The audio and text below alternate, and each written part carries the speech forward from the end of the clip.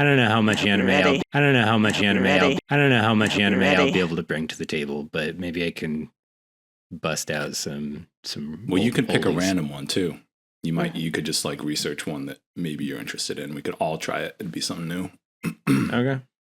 And you bring fun perspective as like the resident normie. That's awesome that in this crew I'm the normie. That's awesome. Do you guys have a name for this show? No, we have poorly planned this. And by poorly planned, I mean we haven't. Anime philosopher kings, but I think I'm the only one that likes that. Yeah. You're right, Jade. It's cool. It's giving intellectual dark web. I mean, that could be good branding. Going to the dark web. That's the market that Jordan Peterson hasn't tapped into. That's true. Yeah, that could be a thing. Well, we can do this for a while. If it doesn't work out, we can turn to the right and make it about cancel culture and stuff. I feel like if we really want to be successful, we should. Probably. Yeah, just gonna go for it. Might as well. Well, Jade, you're our host, right? Yes. Make him the host. Okay. Or Darian, your host. I'm so ready to be a host. All right. He's been prepared. Yes, so prepared. Okay, so give us a hello and welcome. Hello. Welcome to, we'll fill in the blank with the podcast name later. We're an anime podcast. What's different about us is we're not nerds, but we like anime. I mean, we are nerds, but we play it off better, right? We try to. No, I want to make it very clear. Like, I am not an anime kid. Okay, I'm not a nerd. Wait. The listener, you're the nerd because you're the one listening to a fucking anime podcast. So, just want to get that out. Yeah, I like the hostility. I think that's gonna serve us well. Let's be hostile to our audience. I could get behind that. Yeah, but yeah. Darian and I are big anime fans. That's how we met. That's how we became friends in middle school. Through a drawing competition, through anime, loving Dragon Ball Z and Inuyasha. And we never stopped liking anime, so here we are. Mom, Mimi, why do you always do this? Earlobes. How? If I don't do it, I'll overflow. What do you mean? What'll happen? Probably something amazing. Well, today we're going to talk about Fooly Cooly. The first 2 episodes of Fooly Cooly. Oh, good. I'm glad it was just 2 because that's as far as I went. Okay. We are so prepared. It was a really busy week. It's the holidays. Wait, Darian, have you seen this before? Have you seen Fooly Cooly? Yes. Oh, okay. Jeez. Yeah, I didn't know if you did. Because Austin and I are big fans of that show. But I haven't seen it in years. I hadn't seen it since high school, but I had it on DVD in high school, and it definitely, I liked it a lot. But it was like, I think my understanding of it back then was like, oh, this is just about like puberty. It's just like that's about as much of an understanding of the show as I had. Was just it's a metaphor for puberty. But rewatching it, it feels like there's actually a lot more there. I hope you can tell me, because when I watched it again, I was like, oh yeah, this is still just a metaphor for puberty, but that's what I was thinking too. It's like, oh, he has a boner on his forehead. Right. On his forehead, cool. Yeah. And on the back of his head. Right. It's getting larger. We have 3 main characters right now. Naota, who's like the prepubescent boy, and Mamimi, who's like the ex-girlfriend of his brother who moved to America and who's kind of like sexually teasing him here and there and kind of depressed and moody. And then Haruko, who is like the rambunctious, crazy, she's almost like a force of nature. I don't even really see her as a character. She is a character, but like she's kind of like so random and chaotic. But yeah, she's the person who like starts off all the crazy events by smacking him with a guitar, and then he grows a boner out of his head. That's how, the show starts with Naoto and his brothers ex-girlfriend, and she's like playing with a baseball bat, but then she's holding it wrong.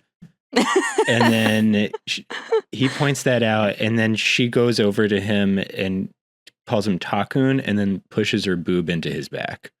Yes. Right? And gives him a hickey. I don't know what it gives him a hickey. Yeah. That's a big deal for a kid. That's a lot to handle. And then they go up onto, there's a scene where like right afterwards, she's drinking soda.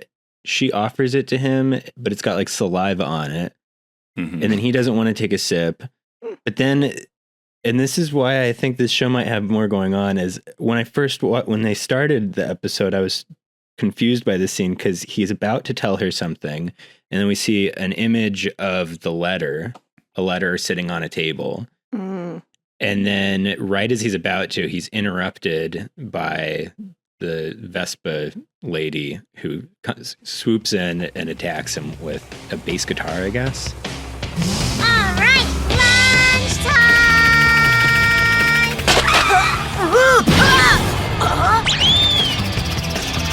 Already?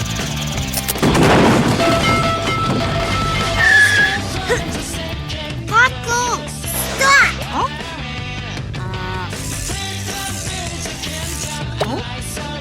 Native girl must stop.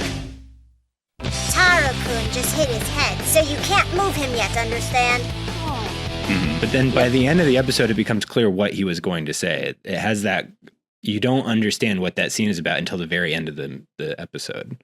Because that's what he's trying to talk about, is what we find out later is that he got a letter from his brother notifying him that he has a girlfriend in America.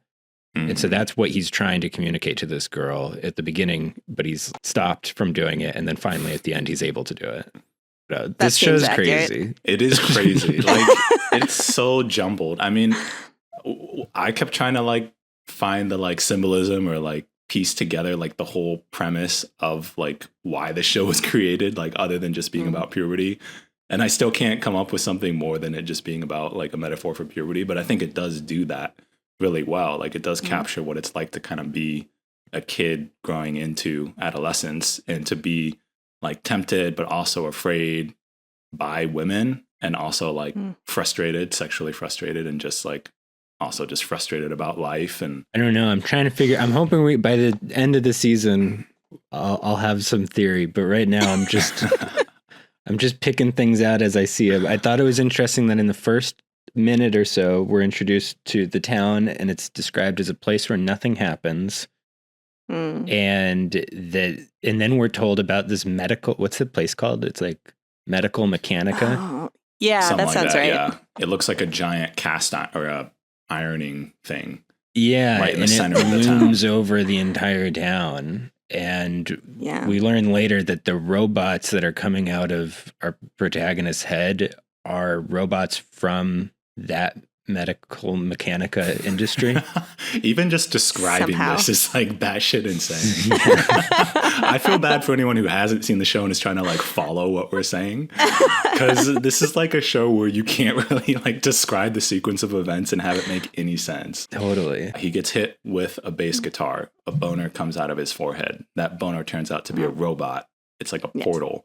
The robot comes out and pulls another like robot hand with it, and those two robots end up fighting. What I was kind of curious too is like, so when he pulls out the robot of his head, it becomes its own like entity that's like chilling with them. And it's like it's like a benevolent being, you know. Even Mamimi, the ex of his brother, like sees the robot as like kind of a god. And this robot is like pretty good natured and stuff. I wonder if it represents like a part of him or something, or like, I was trying to place in like what is the purpose of the robot being in the story, because I can't actually remember what happens later on, so it kind of feels like I'm watching this again for the first time. It also changes color. Do you notice that? Yeah, when it turns blue when it's all peaceful and weak, and then it eats him and it turns red again. Yeah. Oh yeah. Jadrian was paying attention. Yes, I was. You know, also on that note, there's so many parallels between this show and Gurren Lagann. I'm guessing they're like the same something, like studio, or definitely the animation is similar, but the robots look the same. And then even when he's consumed by the robot, there's like the drill that goes into his head. There's like the spiral energy from Gurren Lagann. It's like they almost feel like parallels. It's weird. When did this show come out? We should know that. I thought it was like early 2000s, right? It was, yeah, 2000. Yeah, it came out in Japan in 2000, and then I saw it, and I think other people saw it probably on Adult Swim when it was released in America in, like, I think 2003. That sounds right. Which gets me to one mini theory that I've got that's going on here, because this is you guys familiar with The End of History? Not really. No. Francis Fukuyama, he was an economist. He wrote a book in the 90s called The End of History, which was all about how all of the wars of different competing economies are over. And after the Cold War, there's now only one ruling economy. And so it's out now just people competing at who can do that economy best. And so he said that we're living in the end of history because it's basically all been solved. Capitalism, neoliberalism, this is now just the mode, and we can just chip away at perfecting it. Of course, just several years later, 9/11 happens, and it turns out that neoliberal order was just a fantasy. But I feel like this show, with the setup of him saying, this is a town where nothing happens, then he gets hit on the head with a guitar and robots start coming out of his head and battling people. And then at the end of the episode... Anyway, the Band-Aid came off. The horn is gone. Nothing amazing. You have to roll the dough smooth or the bread will be lumpy. Only the Now get it ordinary right happens this here. time. He once again says, this is a town where nothing happens. Huh. Yes. Yeah. After the whole first episode, he still insists in the voiceover that it's a town where nothing happens. So I feel like it's a denial of the future that he's going through. And Mamimi, yeah, Mamimi. she has that We're not cigarette. Italian. Yes. Which I remember when I was a kid thinking that is so sick. When I smoke, I'm gonna like the crumpled cigarette. Yeah. Did you like slightly crumple your cigarette too? So yeah. I'm maybe in a 90s anime. At the end of the episode, she's smoking that cigarette, and the cigarette says "Never Knows Best" on it. And I couldn't figure out. I didn't know what they meant by that. I thought it was just angstiness, but I found the transcript from the DVD commentary. The director, Kazuya, says, "Oh no, I'm not sure if it has a real meaning or not. How can I say it? In an explanatory manner, there's a best way, and not everyone can follow it. No one knows the best way. I thought it reflected Mamimi's belief that there's no future, that it had a nuance that said she's given up on life." I could see that That's just with her interesting. personality. Like, she seems a little defeated by the world, you know, the loss of the boyfriend, and then living in this fantasy world where she's burning down a city, and we're unsure if she's actually burning down the city. Well, to that as well, like that giant building, what do you call those things? You steam iron or whatever. It's like so oppressive. It's huge. It's like a giant weight on top of the whole town, you know? So it kind of gives that feeling too of like that oppression. Yeah. Yeah. And what It's like does an flattening iron it do? out. Yeah, it flattens things out. Yeah. Removes difference. And you said isn't it the medical mechanics or something? The place is called Medical Mechanica, but everything we see them produce looks like is just a weapon. Yeah. You know? Well, why are the weapons fighting each other? Like, that's what I'm a little confused about. Are they fighting in there too? Why is it when they come out of his head, they're suddenly at odds? I have no idea. Maybe that we'll reminds find out me, by though, episode of that 6. video game she's playing in the second episode. Uh-huh. I wish I could remember what it was called, but at one point, like, Naota's asking him about the game, and she's like, I'm playing a game, and he says, the one where you burn down the city and other dangerous stuff. Oh, yeah. That sounds like a fun game.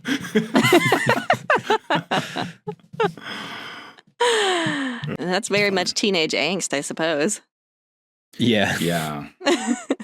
Well, and even him too, saying nothing ever happens here. I mean, for me, I was remembering back when we were in middle school, and it felt very much like that in our hometown, which literally nothing was ever happening. But yeah, no, that's funny. Actually, we all came from Lyons, this tiny town, and this show's about a kid in a small town who's like angsty about life, trying to like grow up and figure himself out. I like that he's kind of being tugged into or forced into adolescence by these two women in kind of like different ways. I feel like Ko is like a fairy and her guitar is like a magic wand, you know, like in a weird way. She's like a crazy, chaotic fairy that just like appears in his life and kind of is bringing life to it or enchanting him. And I feel like that's, at least from my experience, is like a middle schooler or a kid. That's kind of what it feels like when you enter the world of like liking girls and, you know, leaving behind being a kid and trying to grow up and start dating and stuff. They do capture that really well. It's crazy that he's supposed to be 12 years old. Yeah. He's just got these women throwing themselves at him. That's normal, right? You guys know. Yeah, that's how it was for me. I appreciate it in the first episode when he comes home and he realizes that the guitar Vespa chick is at his house, and it just turns into like manga panels. I liked that. That was cool. I remember at the time when I first saw it, I was like, oh, those cheap ass. Like, this is like the stupidest way to save money. But it does feel like an artistic choice now. Yeah. As I look at it. Yeah. Well, have you seen The Way of the House Husband? It like almost imitates. Oh, well, of course you haven't. But doesn't sound like a show that really snuck up my alley. But hey, maybe a future episode. Well, it's hard to watch because it kind of imitates that same style where it's like snapshots instead of movement, like kind of like imitating the manga. Anime, half manga. It's about Yakuza turning into a husband, by the way. You might actually like it. Oh, okay. I might actually like that, yeah. What do you think it accomplishes in the show? Why did they do that? Everything I've read about the show is that they sort of just let the animators go buck wild. They sure did. They sure did. They literally just replicate South Park style cutout animations at one point. Oh, yeah. Apparently there's also episode 5, I guess the first half of it is like all done in the style of Lupin the Third. Weird. Yeah. That's funny. Yeah. I think in the second one, I remember it changes styles too. It's like kind of, it's not like super dramatic, but it definitely is a shift. Yeah. Yeah. There's a moment where it like comes back from commercial break and it like looks like that movie Mind Game. Yeah. Yeah. It totally does. I always wonder like, what is, especially for shows like this and like Gurren Lagann where they get really crazy with like the style and just like the pacing of the show, it feels so chaotic, even though there is like a story that adds up in the end. But like, how do they make these decisions? Like, how do they decide like, okay, now we're going to shift to this animation style? I don't know. I feel like there's so much planning and storyboarding and stuff that goes into making animation or any kind of film or anything. So how do they naturally make it as chaotic but also fluid? It kind of reminds me of improv, actually, like where you're just really embracing your inner child and going with whatever comes to your mind. You know, like maybe it was something like that. We're like, we're just gonna go with the first thing that comes to mind. That's kind of cool because it takes a lot of money to make animation, so they're just like, well, yeah, we'll see what happens, who cares. I mean, maybe not this one, this isn't like a huge budget one, but yeah. Have you guys, because I don't watch anime because I'm not a nerd, but we're gonna change you. Are there other shows like this? Does this feel different? Even just the general tone of it feels very different from a lot of anime. It feels like a movie or like a music video. It doesn't really feel like an anime, you know? I think that's partly like I think of Cowboy Bebop too, where it has like a really strong tone that's kind of like there's this underlying like depressing, but it's also really cool at the same time. You know, that's kind of what this feels like too. I think the soundtrack really helps with that as well. The pillows. Yeah, it's kind of grungy. But actually, there's a couple of anime that come to mind that are not dissimilar, and they're of the same generation. Paranoia Agent, I had to look it up because I couldn't remember. You guys probably saw this one, but I couldn't remember the name. An episode. Oh, really? That's it? Yeah. It's very like random and a little scattered like this one. It's interesting though. It's about like a serial attacker with a baseball bat. And then Ergo Proxy. I know you've seen that one, Jade. Yeah, that's why I wanted to be called Vincent in like all of high school because I thought the main character was so cool. It's fine. It's fine. We accept you. Thank you. Vincent. Who's this slut you're fooling around with? Huh? Huh? Mamimi, we were down at the river. Really, Mamimi? I bet she does it like a weasel. She's cursed, I tell you. Ah, your brother is away, so she's sinking her fangs into you, Nauta. Fondling around, fooling around, fooly-cooly! What's fooly-cooly? How should I know? I'm still in grade school. What does fooly cooly mean, Jade? I don't know. Japanese expert. I should have looked it up, but in the show they make it sound like it means sex or something. Well, they debate it in that, like, the panels where it's just, like, looks like manga. Like, what does this mean? Maybe it's a made-up thing. Maybe they just made it for the show. Yeah, one of them says it's like a type of curry. Another grandpa says it's like kneading dough. And then was he kneading dough? I don't know what he was doing. I thought that's what it looked like to me, like when a cat makes muffins. I appreciate your innocent mind. But then at the end, Naota says like something to the effect of like, "How should I know I'm still a grade schooler?" or something. So I think you're right, Jade. It's something about maturity, something that you don't know about when you're a kid. It could be a weird, like, you know how Japanese take like English words and make them into Japanese words, like banana is banana or whatever. It could be like a weird translation of an English word, but I don't know what that would be either. I mean, fooling something, like fooling around? And they just ran with it? Because, I mean, really, that's what they described with all of that. Like, they're just fooling around, be it sexually or not. We chose one heck of an anime to try to like summarize and discuss. Well, Austin, as a non-anime watcher, what do you think you get out of this one that you don't really from like other animes? I think the music video thing that you're talking about, it is just fun to watch. I mean, it's still like, and I know these are just tropes of the genres, but like, there's still like the upskirt shots and even some boob physics, and I wouldn't be watching it without it. Come on. That is anime. I'm like watching it and I'm like deliberately pausing every time my girlfriend walks into the room because like, oh my God, it just feels like I'm watching something childish or immature or something. Let her take it in. Let her know who you really are, man. I like it. I like the show. I think it's fun. I was thinking that it was gonna not age well, that I would think that it was a little too angsty or something, but it's just playful. It's got a lot going for it, and there's some really beautiful editing. Like it doesn't always cut to where you think it would cut to. It feels like it trusts the audience to piece things together more so than I'm used to on these shows. I was also surprised by, in my head, it was like one story that like, it's a 6-episode arc of a story, but it really feels like kind of slice of life, almost monster of the week. And the monster's just the robot that comes out of his brain every week.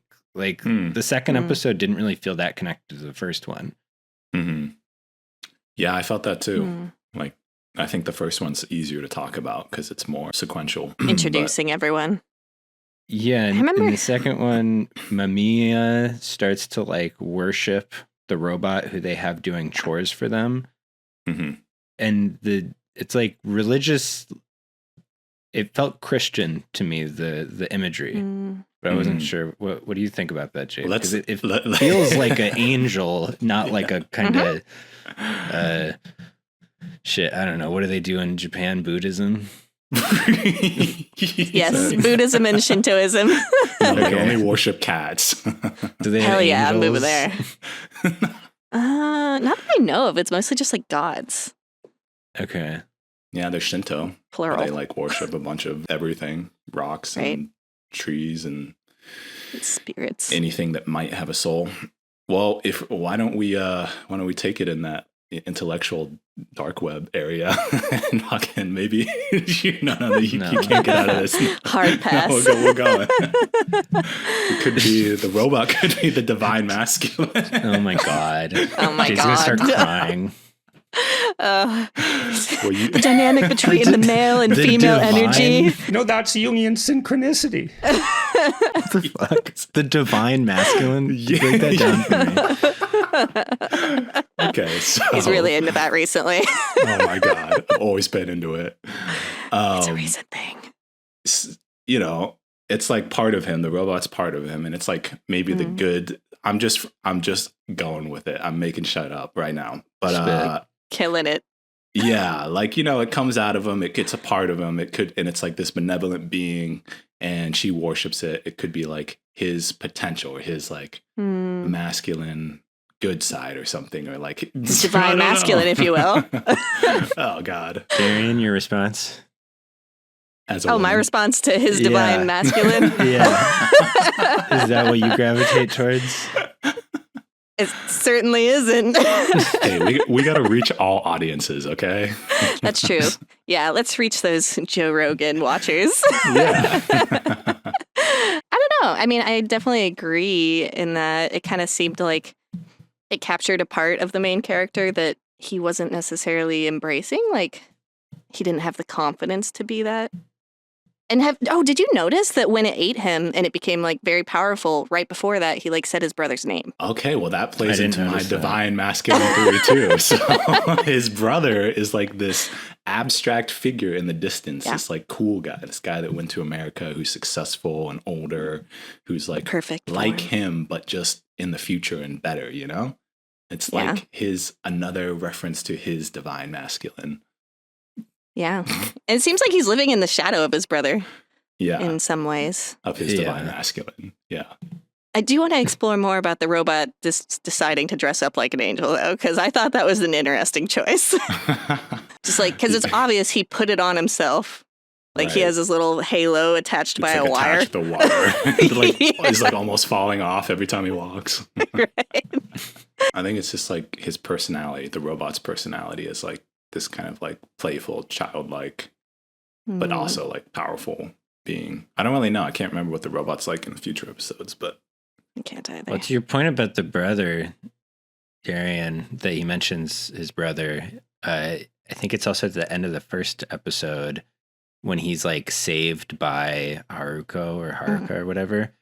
He like in the voiceover admits that he's in awe of her because she reminds him of his brother. It's not like a sexual thing. Like he, for a moment, sees that she's like an embodiment of whatever he admires in his brother. I think it's interesting. It doesn't really show, like, it won't show what his brother looks like. It like sneak peeked like the bottom half of him and his new girlfriend. Like, it's kind of leaving it to the imagination. Like, he's some legendary person. I mean, obviously he exists in the show, but it's all up to our perspectives. I think that makes sense as far as like his role model in a way should be kind of abstracted. What do you, this is a trend in terms of like animes, right? Like adolescent boys. I feel like, because I've seen Evangelion, and it's also similar about very young men being expected to grow up quickly and being like afraid of sex. That's Is it probably just not what it scary? feels like to be a dude in Japan.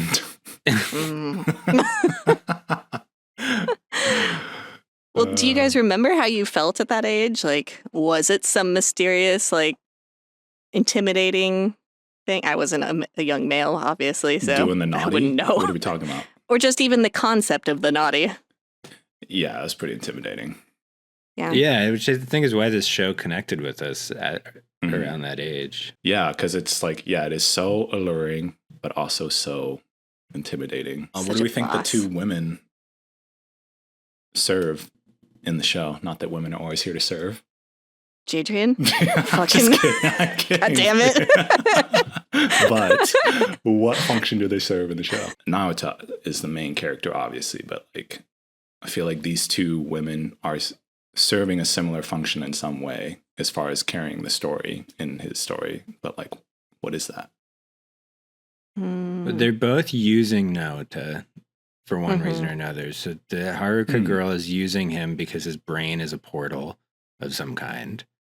Yeah. And so he's being used by her for that purpose. And then for the other girl, Mamiya, she's like trying to groom him into being more like his brother or something as like a Yeah. placeholder for having him leave for America. That's a good point. Yeah, I didn't even really consider them using him. And then his dad seems to lust after Haruka. And everything. Freaked out by the thought that maybe his son is getting with her. I feel like that's an anime thing. Is that? Yeah, I feel like that's in like every anime. And then when they bring up Mamiya, one of them goes, makes some comment about like, Mamiya's not good for you. Isn't she poor? Oh, yeah, with the bread. We find out later, we see that she stops by to get free bread. Makes you wonder if like that played into why her situation didn't work out with the brother. Like, you're not good enough for him. You're poor. He's a superstar athlete going to the U.S. I think she portrays like an unstable teenage girl very well. Like, when I was younger, I didn't really relate to her. I was like, who is this insane character? But as an adult, I'm like, oh man, I remember when I was that age, and if I felt a large emotion, it was overwhelming. How she was all like, I'm gonna explode, or whatever she said. I'm overflow. Is that what she said? Yeah. She says, I'm gonna overflow, and then weirdly it's him that overflows. Hey, what's the matter? I'm gonna overflow. What? I'm gonna overflow. What do you mean? Mamimi!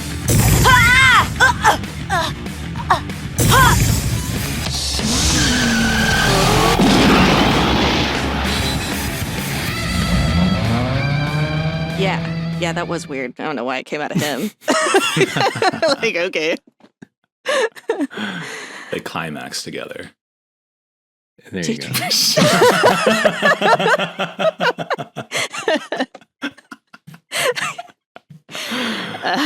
He sure did. Well, he seems to every time he gets emotional. You know, like she goes to make out with the robot, and he's like, ah, and then robot comes out of his head. Yeah. I have no idea where this show is going from here. I don't remember anything else that happens, but I'm excited to finish it. And I'm curious how. Well, I suspect the sequels are awful, but that's another thing about this show is like it got this like cult following, and then they brought it back like in 2018, and there's just no chance that's good, right? I feel like it wouldn't be. I don't know what they could really add to it. Well, they added like 2 additional seasons, like with 2 separate main characters. Oh, so it must have been somewhat successful, and probably not relevant. And I wonder what Naruto character arc or development will be too, because we see some of it. Like he's kind of annoying in the first episode. He's like so down about shit and like everything sucks and blah blah blah blah. And so he's a young like, boy. Stop hugging me. You know he's. But young then boy. he starts to care about Mamimi, you know, and like tries to bring her some bread and actually saves her and stuff. And so he's kind of growing up. He is kind of like becoming a cooler character, even in those 2 episodes. He's becoming a man, a divine man. You know what I mean? I just want to know back to where we started. What does divine man mean? What does just please break that down for me? You feel it, man. You can't talk about it. You know it when you see it. You know it when you see it. Is there like a golden dong involved? Ooh. Is this like a warrior thing? I don't know, man. I just like the term that. divine man, and I'm sure it exists somewhere. I mean, there's like the divine feminine or whatever. According to who? I don't know. I just read it in some weird book. Jade.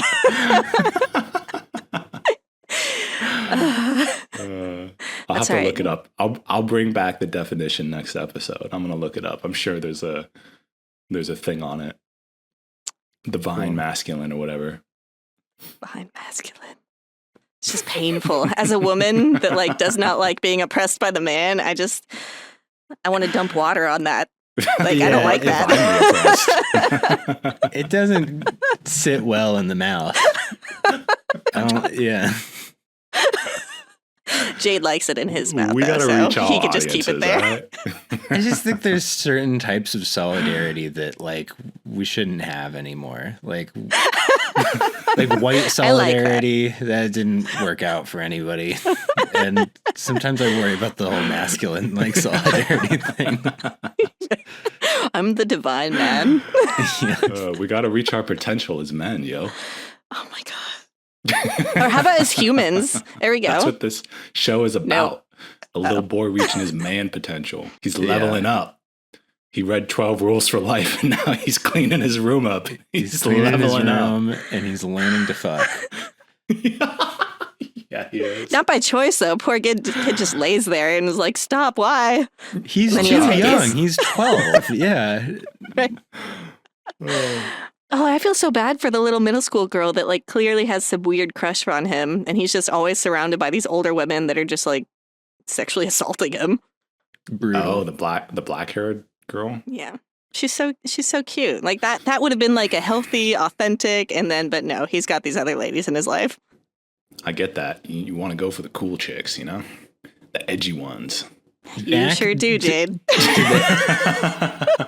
Back to the end of history, that girl in later episodes, she wears a USSR Soviet Union hoodie. Interesting. That's crazy. So she I'm could curious. she could This is an a interesting lost take. future. Yeah. I'm going to keep an eye out for it more as we watch the show. Mm-hmm. I feel like she's already been ironed out by that giant iron. Poor kid. I really enjoyed watching this. I'm really happy to watch the rest of it, but I do hope in the future you guys like make me watch some like just Better ones. no like shit that I would never watch. Oh, we're like gonna- what? Give me ideas. Darren, what could we make him watch that would just annoy him so much? Annoy him? Yeah, like Well, we gotta I- give him something that like he wouldn't choose to watch, but Oh, has I to have a like couple. find some value in it. What? I have a couple that he probably would never watch on his own, but might actually enjoy in the end. One of them being the Apothecary Diaries. I feel like that could be a stimulating conversation. It has some weird history from China in it. Ooh. Wherein, Beyond Journey's End. That's a I good love one. Wherein. We should make That's him watch Wherein. What was that first one you mentioned? The Apothecary Diaries. By the way, if you don't have... Oh, I shouldn't say that on recording. I'm going to say it anyways. If you need my crunchy, you can have my crunchy. He doesn't know what that means. I don't know what that is. Especially when you say my crunchy, because that's not what it's called. Footy cootie? Oh my god. No. He can have Crunchyroll. my crunchy. Crunchyroll. You know Crunchyroll, right? No. Not the sushi. Oh my god. Not the sushi. That's not a sushi. You know Funimation. Here we go. Yeah. I do know Oh my god. Funimation. Finally a yes. I always thought that was the stupidest name for a production company. It is, yeah. Well, it doesn't exist anymore. It's been eaten by Crunchyroll. Well, there you go. Should have had a cooler name. It's like there's this guy on YouTube that like does like debate style stuff. I forget his name, but his show is called Valuetainment. So Is Jade on that show? it's the I worst should name. be. Anyway, With the divine Funimation. masculine? That's true. That is a silly. As a kid, I was like, that's so cool. Like, this Funimation. is fun, and it's animation. Wow. Maybe it's not It's a all there in the name. Yeah. I think it reached its target audience. It did. Changed my life. You should Okay, so what's watch Crunchy? Crunchyroll is Crunchyroll. just like a streaming service for anime. Oh, Yeah. okay. But it has all Yeah. these anime on it, and you can share passwords, so I'm willing to You if know- you want it. On that Okay. note, well, Wherein is kind of like an isekai. Or is it? You know, isekai, like, it's the It's one. not isekai. I guess it's kind of not, but we should No, show it's Austin. not at all. it has a feeling of it, kind of. No, I No, guess it it's just doesn't. fantasy. All right, fine. It's Fine. just fantasy. What's Okay. isekai? This is so. I think this would be interesting for you because it's a genre. Gotta explain to him of what isekai is. anime that's it's weird. It's very specific, and it's weird that it's picked up so much. But it's like huge now, where it's like a high school kid randomly appears in like a fantasy world, kind of like a video game. There's all these different rules and like characters and things, like an MMO or something. It's a Okay. reincarnation. Yeah, he like is reincarnated into like into You're a fantasy video game world, and it's huge. Like there's so many shows that have come out about that specifically. It's gotten so Mhm. big that there's even shows that are like anti isekai or like they're isekai, but being the opposite or like making fun of it or like breaking the norms of that genre. But I think it'd be interesting, just that idea itself, like that is the genre. Why is that genre so popular? Like, what do people relate about that? There's some obvious Because answers. we want that so bad. Right. Yeah. We live in a digital world and we want to be in a digital world. And we don't like our real lives. Not even that, but like, you remember back in the day, you guys knew this dark secret of mine. I would write fan fiction. Oh, yeah. Yeah, that's not back in the day, though. That's still now, Gee, right? that is back in the day. I am an adult now. Now Right. just think about it. But back then, before it was popular in like anime and manga, like that's what people were writing about. Like being born in a different world. Mm-hmm. It's like always been a fantasy. Like, man, I wish I could live in a world where magic exists, or all I guess these that's things the point I'm of all seeing. fiction in a way. You get to experience something that's not real. I don't know. I'd push back on that a little bit. I think like for me, what fiction can do is actually be more real almost. It can reflect reality more accurately often than say like a strict list of accounts of history or something like that. Like Yeah. there's a quote from Werner Herzog about his documentaries where he's like, if facts and accounts of true things were what we really wanted, then the New York phone book would be a bestseller. Like, we need the drama and everything to enchant reality in order to make it available. I think to that's us. a good point. Yeah.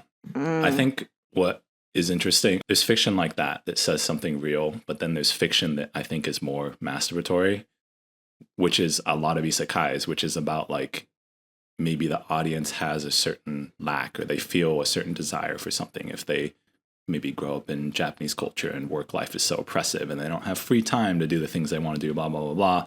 And then there's a show that's fiction that gives them kind of like a taste of something that they want. It's not really saying anything real, or like maybe it's talking about like real struggles that people go through or something with the human condition, but it's like it's fulfilling a certain pleasure center in their brain. It sounds a little bit like with the Marvel movies now, with like all the multiverses, that it's like just escaping outside of this universe and imagining other universes.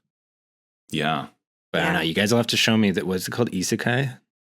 Yeah. Isekai. I think I've told you about this, Jade. It's kind of hard to find. The Eminence in Shadow.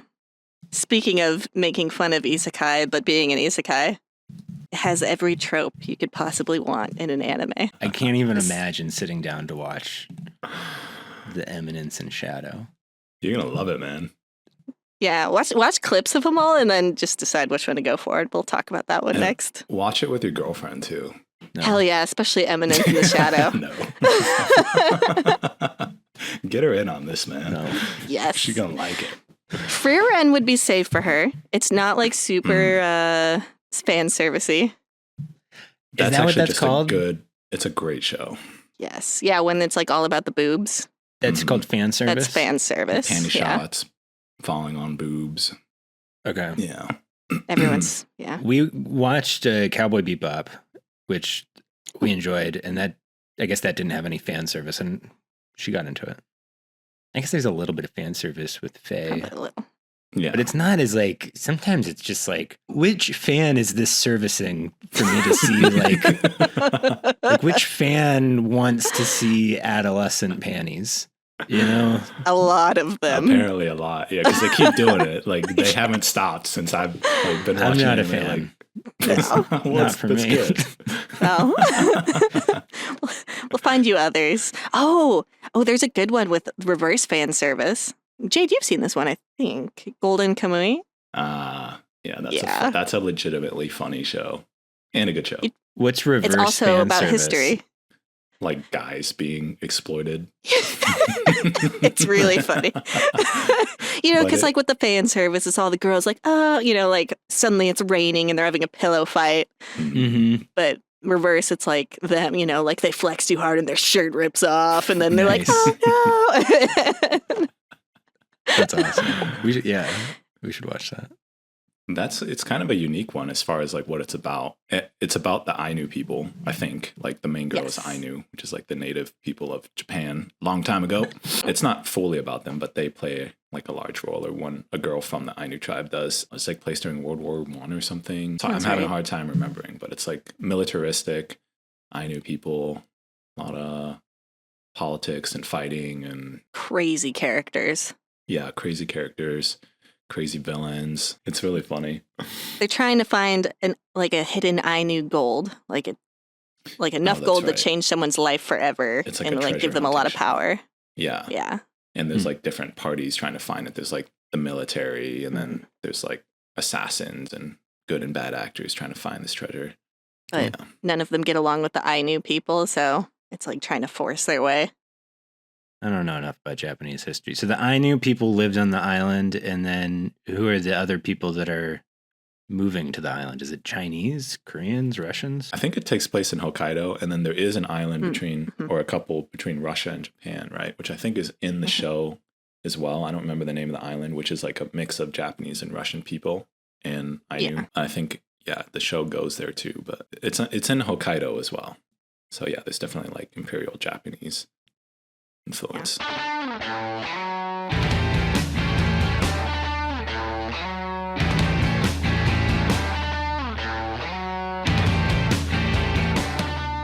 If the model is to make money off of this someday, you got to do Patreon, right? Or do you guys want to monetize it through ads? How about we have a link to my OnlyFans account, and then we'll split the profits. Okay. But only your OnlyFans account. And then we'll split your profits. Yeah. Thank you, Jay. Honest question. Do you have an OnlyFans? No. I could see you doing that, honestly. Hell yeah. Really? Me too. If I could make money you know off what I of mean, it, Darian? Like it'd be tasteful, but I could see Jade like tasteful. I really think he should. You both raise your eyebrows. Like, okay. I've done some modeling stuff that's gotten kind of close. It's pretty much the USC you nodding your head, you dickwad. God damn it. Wait, does Darian know about this? I know. I got a call from my friends. Do you remember Sarah? She went to Vista with us. Oh, no. Yes. Tell us more. She called me and she's like, I need to send you a pic. Like, she FaceTimed me and she's like photographing her screen. She's like, is this Jade? Oh, no. And I didn't know about this. I was like, it definitely looks a lot like him. But no, that's not Jade. What are you talking about? And then, of course, it was Jade. It was Jade. Yep. I was on some sexual demos. I wasn't naked or anything. Nothing like that. But, they did do some touching and stuff for these like sexual blueprint things. Wow. Sexual blueprints? What does that even mean? Hippy dippy. Well, speaking of the divine masculine, it's in like the same vein as that kind of shit. Like, of course you were on it. Sexual blueprint. Yeah. What's that? They paid me. It's nice. Like, do you pinch your nipples? Like, what does that mean? Sexual blueprint? You can. I'm sure that's included in there. But, I think they classified me as like shapeshifter or something. It's kind of like if you take an online, I know, right? Like those online quizzes of like, what Harry Potter character are you? Or whatever. Seriously. Yeah. Shapeshifter. Like that sounds like, like an X-Men class. Exactly. Oh, that's what they say when they don't know what the fuck, like, sure, you're a shapeshifter. You fit all categories. Mm-hmm. I hear that as people pleasing. Like you figure out what the girl likes and you do that instead of honoring what you want. By the way, just to clarify what I heard. Back off. Very sincere. Back the fuck off. Sorry to attack you. Very thoughtful. But Austin seems. Yeah. Thank you. Wow. Stop agreeing with each other. God, no. We know you. We know you better than probably anyone. Women love it was a this, huge right? mistake starting this podcast with two people that know you so rail well. on him. Oh, God. This is going to be high school all over again. Exactly. No. Hell yeah. I've been waiting for that. Oh, my God. But yeah, I'll start an OnlyFans just for this. Okay. This show. Cool. I think we should always it like on YouTube with video, Jade, or Both. I think we should do podcast and YouTube. damn. That's heavy. Austin, I gotta be honest, I think you have a great face for this kind of thing. Yeah, hey, what about my face? I'm talking to Austin right now, Jade. What the fuck? What about my face? Just when we first got on, I'm like, damn, like Austin seems like he's Fuck you, experienced. Jade.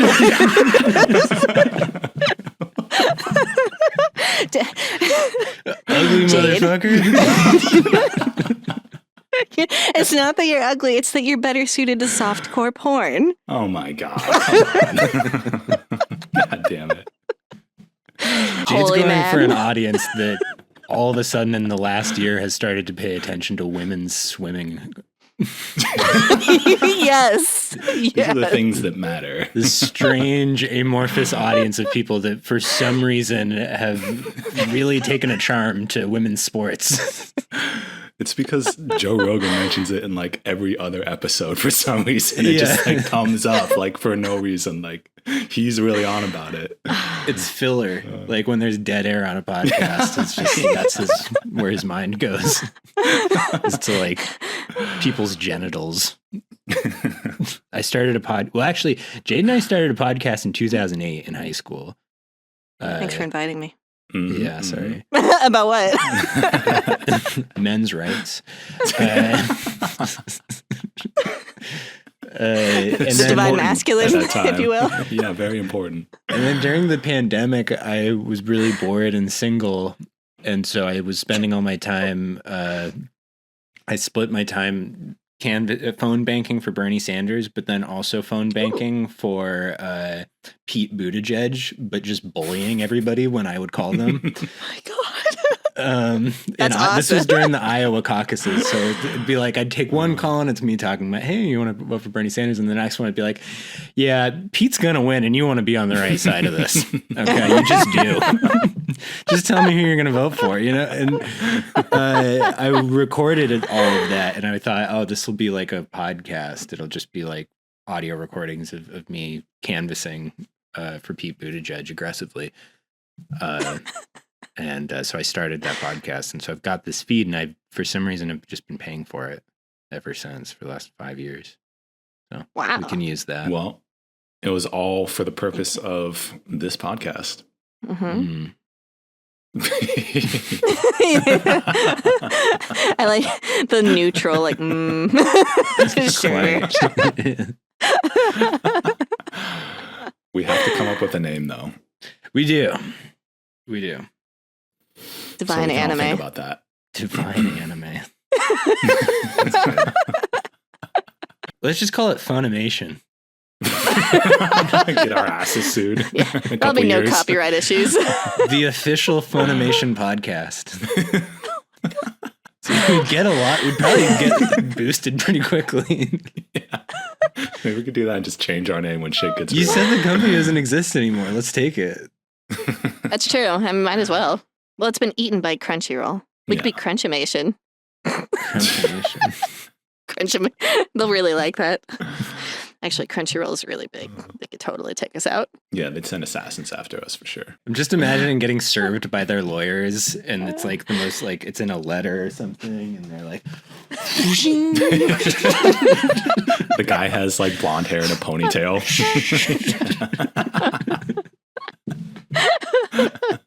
Nice.